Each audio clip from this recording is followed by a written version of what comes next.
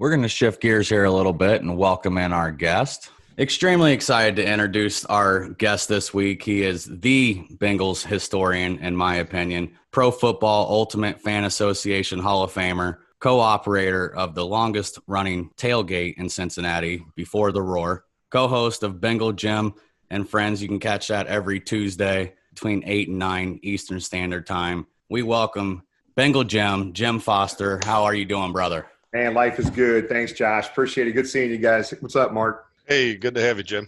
Yeah, thanks, guys. Appreciate it. So we're 2 weeks into the season. We're 0-2, but there's obviously been some glimpses of hope here and there. What are your initial thoughts here early on in the season? Well, I had a 16-0 early, Josh, but I think a 14-2 season still is on the table here.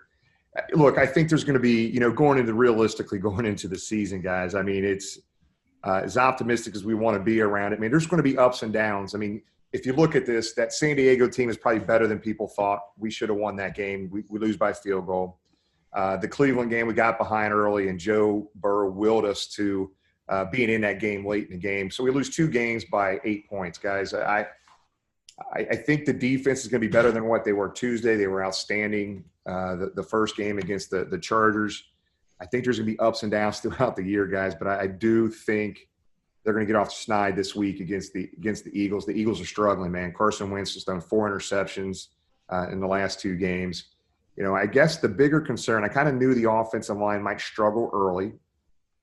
We just talked to ESPN, and their ratings, I think the Bengals were 21st in the NFL as far as the number of pressures, not as critically awful as we thought. But I think the thing that I'm more concerned about is the run defense at this point. That's 2 games in a row that the run defense is kind of lacked. But we got to get Geno back. We got a bunch of young linebackers. Look, we're 0-2. We're the best 0-2 team in the league. And I do think the Bengals can get off the schneid this week and beat the Eagles, because I think the Eagles are reeling right now. They have a lot of injuries as well. So, again, I think we're going to experience a lot of ups and downs this year. And then Joe Burrow through 2 games has looked as advertised, guys, in my opinion.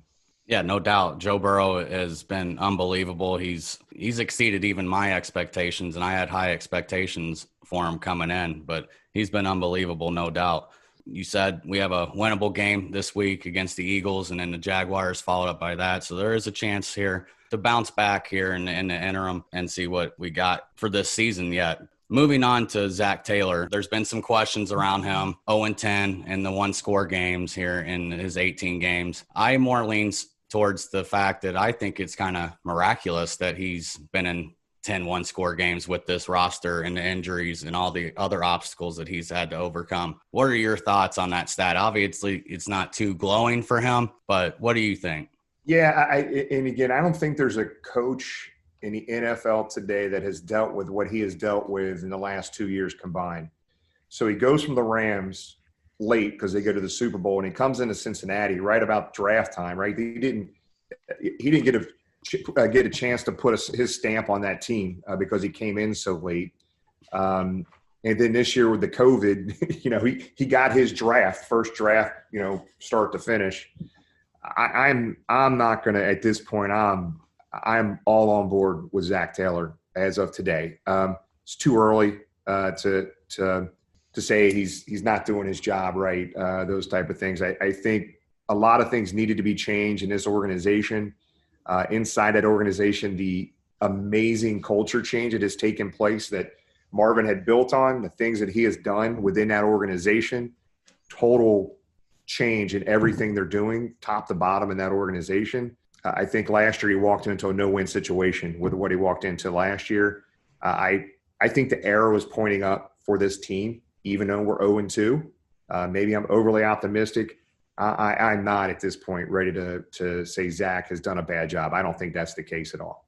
Yeah, and I agree. Like I said, I think it's somewhat miraculous, honestly, that he's, like you had mentioned, hired late in the process, didn't really get a chance to set his stamp on the team. Injury-riddled season last year. Follow it up, number 1 draft pick. You draft Joe Burrow, and now you have this type of offseason that you had with COVID that it's hard for anybody to bounce back and look good coming out of the gate. So I'm not too worried about it, but there has been some chirping popping up here recently on that. So I figured I'd get your thoughts. I've seen it too. I mean, the other thing, going into the season, we knew the offensive line is something we needed work with. And I think, not having the OTAs and the preseason games, man, that is showing early in that offensive line. So I think there's time to get this thing right. And we just can't get behind big, because we can't let Joe drop back 61 times in a game. So I'm still cautiously optimistic in the direction this team's going. So I'm still pretty excited. Just the fact that we have Joe Burrow and the way he's looked is enough for me to be overly amped about this team and where we're headed. That's the main piece that you got to have, and we have our guy. So man, I'm excited about that. He looks like a 10-year veteran out there, man. That's what's crazy. He does, no doubt. Let me interject real briefly. If I'd have given you a stat line without you knowing the score of the Bengals-Browns game, and I said Joe Burrow throws for 316 yards, 3 touchdowns, what's your guess what the outcome of that game looks like? Bengals 34, Browns 3. so then let me give you one more stat line. If I'd have told you Cincinnati's held to 68 yards on the ground, what do you think that score looks like? Yeah, not good, brother. Not good. Yeah, the offensive line struggles. Really what's been the problem with not only the running game, but the fact that Joe Burrow is getting hit, obviously, every time he drops back and hits his back foot. So hopefully Jim Turner, with the long break here, 8-9 days of work, is able to kind of get some things squared away, and we can keep Joe upright. Yeah, I think the big thing for the offensive line, they don't have to be outstanding. Let's just be average. Let's be an average offensive line. If we can get to that point, which I think they're going to be, we're going to be fine. We got a quarterback that can buy a little time if we have to. Let's just be average. I just don't want to be in that bottom third, that bottom quarter for sure. Bengal Jim, this is something Josh and I talked briefly about. You've got some experience coaching football for many, many years. What type of an offensive game plan could be in place that's going to maximize the offense with a weaker offensive line? You can game plan around some of this. To what extent, I don't know, Mark. I mean, you're going to have to, I thought we might see more tight end sets. They're going empty backfields, that type of stuff. But they're going to have to game plan around this more. If it's not as catastrophic as we think right now, but it's never as bad, never as good as you think it is right now. But they're going to have to put some game plans in this to address this. So not a direct answer there for you, but there's things they do from a coaching perspective to kind of take care of this a little bit. Yeah, I guess from me breaking down the Cleveland game, I see a lot of deeper cover 2 shell. And that's the part that surprises me, is that 68 yards on the ground in that type of coverage, by and large. It makes sense that there's not a lot of over-the-top action for Burrow, and it makes sense that he's, in the bottom 4 of the league for average yards per attempt, but it doesn't make sense that combines with a 68-yard rushing effort. Yep, that's a great point, because people were complaining about them not taking shots. They were taking exactly what the defense was giving them. At the end of the day, they were trying to prevent the deep routes and the big plays. And Joe Burrow did exactly what he should have done in that environment, taking what they gave him, and he did a hell of a job with it. When you throw the ball 61 times as a rookie in your second game on the road, 37 completions out of 61 drop back passes, and you don't throw an interception, not even close to one, I thought Joe Burrow did a hell of a job. But Absolutely. That's a great point, Mark, on running the ball. If you remember last year, Joe Mixon started pretty slow as well. So I'm hoping we can't have an 8-week learning curve on this with Joe and the offensive line. We got to get that ball. We got to get the running game going, which is going to help Joe stay upright more. We're both looking at this miniature preseason as this 9-day gap here, so that we can kind of right the ship and get things dialed in. Yep. And that's exactly what they need to use it for. We have a little bit of a long window, a little bit longer than the Eagles have to prepare. Go there and get a win, and then beat the Jaguars the next week, get the 2-2. That way we can get on our way to Bengal Jim's 14-2 prediction that he mentioned. Well, I mean, the other thing too, I mean, you guys just made the point there as well. I mean, you open up at home, which is great. You go Sunday, then you go Thursday. I mean, you've got 2 games in a 5-day stretch with a rookie quarterback and 7 new starters on defense and a revamped team. The injury problems as well in that second game. Couple injury, exactly. So again, I think we're going to be all right. We'll find out this week. This is a big game here this Sunday against the Eagles. Absolutely. Before we move on to some more history stuff, can we go ahead and get a prediction from you? I'm sure you might have already did one on your show, but It's okay, man. They'll call me Homer for this, but I'm going 27-17 Bengals. They find a way to keep Carson Wentz confused because he's looked awful the first couple games, and somehow, some way they have got. I'm hoping Geno plays, but at the end of the day, they're gonna do a better job against the run this week, and I'm really looking to see what I thought would happen week 1 and 2 with Joe Mixon having a field day. So I'm hoping Joe Mixon gets going this week. So I'm going 27-17 Bengals to get the first W this week.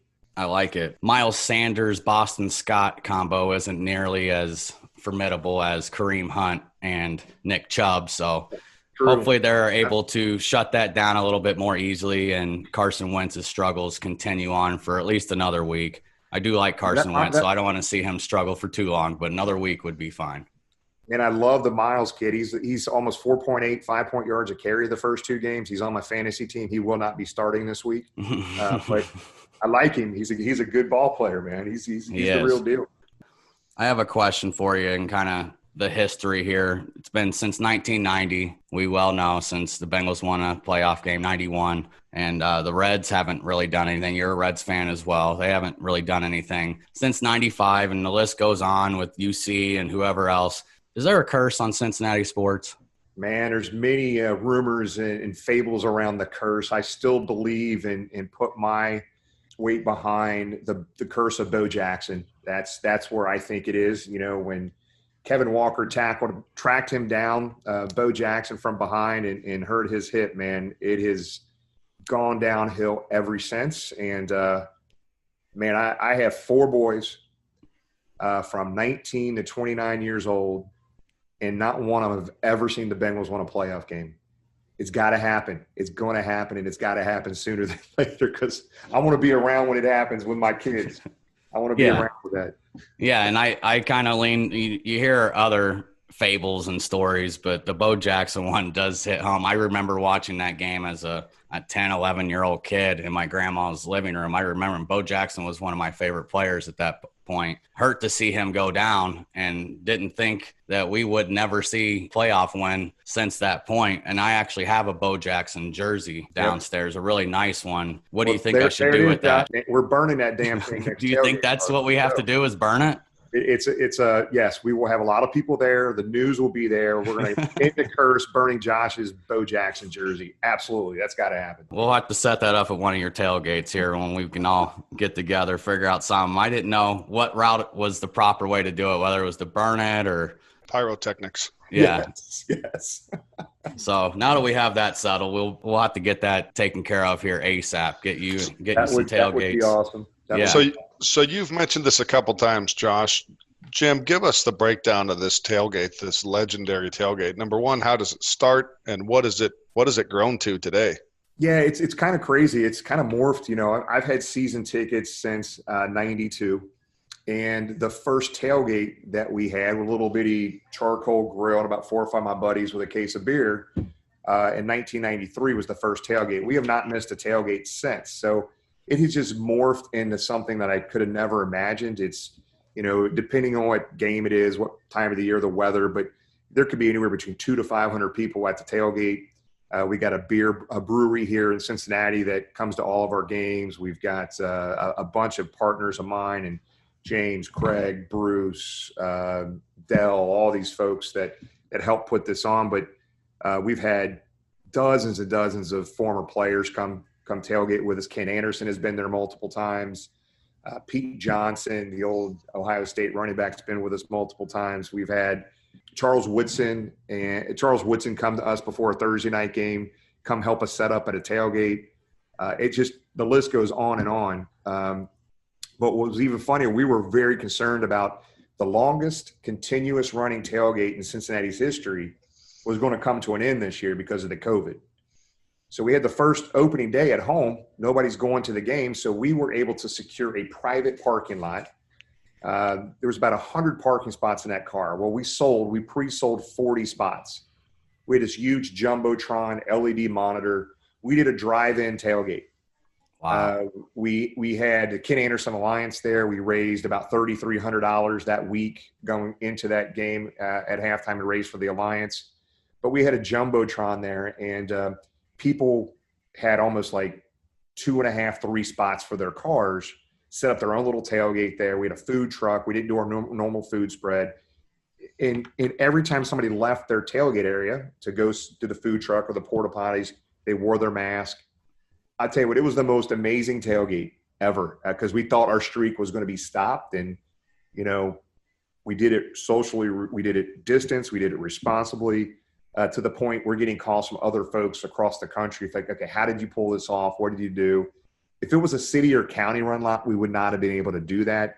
It was a private lot one of my customers had that allowed us to use that lot. So it was a lot of fun, man. The tailgate's been awesome. I would tell you 2/3 of my relationships, friends that I know today are a direct result of Cincinnati Bengals football and that tailgate. I wouldn't be talking to you guys right now without Bengals football, right? So it is just an awesome thing to meet. There's a bunch of great tailgates in Cincinnati. We're not saying ours is better or worse than anybody else. It's just, you know, we're proud of keeping this thing going and what we've been able to do with it. So we didn't have our margarita bar or Bloody Mary bar or all the other crazy things that we do on a normal tailgate, so we could keep people away from gathering. But it was still a great time. The Jumbotron was awesome. 27 years of stories. Yep. Yeah, I got some good ones too, brother. Now, you also have a great show that we've mentioned, Bengal Jim and Friends, and James and Jamie are on there. You guys do a fantastic job. It's a very unique show. You have awesome guests, great topics. I love your show. Do you have a favorite guest? And I know this is a tough question, but do you have a favorite guest?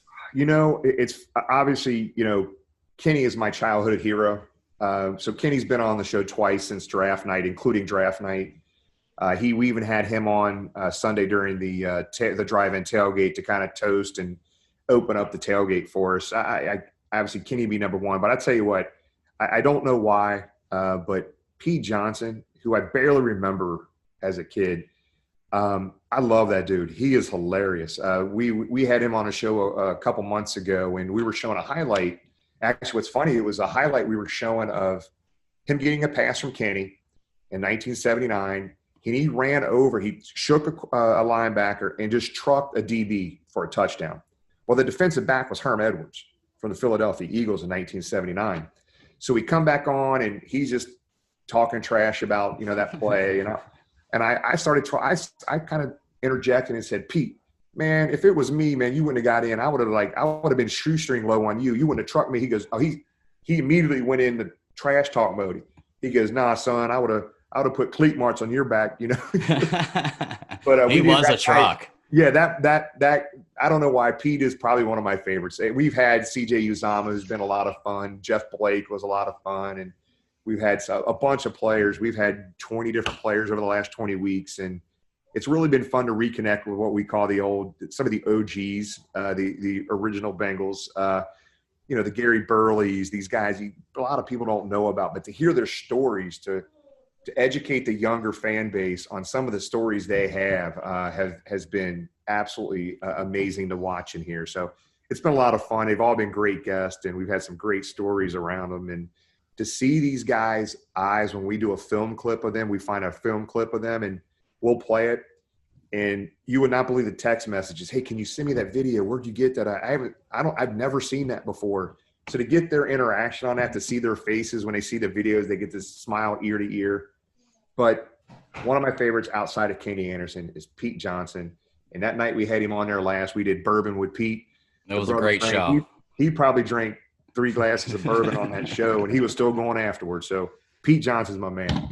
Yeah, and that's the great thing about following you is I've been a Bengals fan since the second Super Bowl. So, and even before that, a couple years, but that's what I really relate with. But I've even learned a lot of things just from following your show and following your Twitter account of Bengals history, because even Pete Johnson was before I started following. James Brooks is the first running back I remember for the Bengals. That ended up being a great deal for the Bengals when they dealt Pete and got James Brooks. But that's the guy I remember. That's my all-time favorite Bengal is James Brooks. Actually, that's funny that he's my top 2, James Brooks, and I've been trying like crazy to get James on. So I just got his cell phone number a couple weeks ago. So I am trying my hardest. He's one of my all-time favorites, James Brooks. So I'm hoping to get him on here soon. So. That would be great. I can't wait for that one. And if you get that. Absolutely. All right. So I'm going to do a little bit of a rapid fire here to go over some Bengals history with you. And I got, 5-6 questions here, and just get your quick response. I think I know the answer to some of them, but I think you probably have a few surprises in there. You're scaring me, Josh. You're scaring me on this now. Yeah, you got it. All right. So Mount Rushmore of the Bengals franchise. So Mount Rushmore would be Paul Brown would be number 1 on there. Absolutely. And you got to put Anthony Munoz number 2 right behind him, the only one in the Hall of Fame. Kenny Anderson obviously has to be on there, and Ken Riley needs to be on there. I mean, and how many going on this? How many's on Mount Rushmore? 4? You got 4. it. You got it, buddy. I want to put more. Obviously, on there, yeah. Obviously, we leave some big names out there, but the last 2 you mentioned, you've been a huge advocate of these guys getting into Hall of Fame. They should be Hall of Famers. Long time ago, should have happened already. I think that's pretty much the standard answer for everybody. Yeah, and if it's not, I question that individual. I'm just saying. Yeah. There's so many great players that could be on that list, man. There's obviously a long list of honorable mention. Absolutely, brother. Absolutely. Favorite Bengals player of all time? I think you already answered this for me. I got to go Ken Anderson, man. He is. I got a man crush on that dude. I love it. Who is your favorite non-Bengal of all time? Man, that's got me on that one, Josh. I tell you, if I have to go favorite non-Bengal, is this being recorded? It is. I hate saying this, but I remember the old Tecmo Bowl. I used to hate doing it when I picked my team. I knew I was throwing to Jerry Rice. I would get Jerry Rice all day. He would catch everything. As much as they killed us, in 2 Super Bowls, Jerry Rice is probably my favorite non-Bengal. That's a great answer. Surprising answer, too. I did not expect you to go with the 49er. Nobody's ever asked me that. People now know. Thanks, Josh. Pulling out the Tecmo Bowl. Yes. What is your favorite all-time Bengals team? I tell you, that 88 team has to be the most special team in Bengal history. I mean, that team from the year before, 1987, a little bit of a strike year the year before, and the issues they were having, and what Sam and Paul Brown and Sam Weich did going into that year, that has got to be the all-time most special team in Bengals history. And there's a lot of them. That 75 team was damn good, and I don't have any memory of that whatsoever. But that 75 team, that 81 team, that 2005 team, the 2015 team. There's a lot of good teams, but that 88 team, that Super Bowl run, is what pushed that over the edge for me. That for sure, that 88 team. And that's my favorite. That's awesome and yet sad at the same time that our favorite Bengals team of all time is from that long ago. We have to get a new one on the list. It has to happen soon. So Speaking of that, the Bengals are going to win a Super Bowl with Joe Burrow. We already know that. It's going to happen. When is it going to happen? What year? Brother, it's going to happen, and I think there's going to be multiple Super Bowls over the next 6 to 8 years with Joe Burrow. So I want to say this year, but let's say they make it to the AFC Championship game and lose. So let's go 2022, man, is when it's going to happen. I do think they're going to get there. They're still missing some pieces here and there. You can't, as many holes that were on this team going into this year, you spent $150 million in the offseason, a lot on defense. You couldn't fill every hole in a team in one offseason. So I still think they're another year or 2 away from making that serious run, to a Super Bowl. Just to be clear, before I chisel this into the granite here, 2022 season for the 2023 Super Bowl, or the next year with the 2022 Super Bowl? 2021 season, 2022 Super Bowl. Wow. Mark, were you writing that down? I just want to double check. I am. I'm sending it off to the stonemason to get it chiseled in. I love the prediction. I guaranteed my 2 twin 11-year-old boys that Joe Burrow will bring 2 Super Bowls in the next decade. What's really crazy to see, and again, the interaction of the media and this guy, that Cleveland game, he willed that team. That last drive in San Diego, that was him willing that team. So Man, we got the right guy underneath center, guys. We just need to get a few more pieces around him to get this thing going. So we're not that far away. Well, thank you very much for your time, and thanks for joining us, Bengal Jim. It has been an absolute honor to have you on board the Brawl Network with the Bengals Brawl podcast. Superfan Josh Cavalcante, myself, West Coast Mark, and Bengal Jim, thank you once again. Man, guys, thanks a lot, man. I enjoyed my time with you guys. A lot of fun. Absolutely. We'd love to have you back whenever your schedule allows. Thank you. Thanks, guys. Hoo day. Hoo day.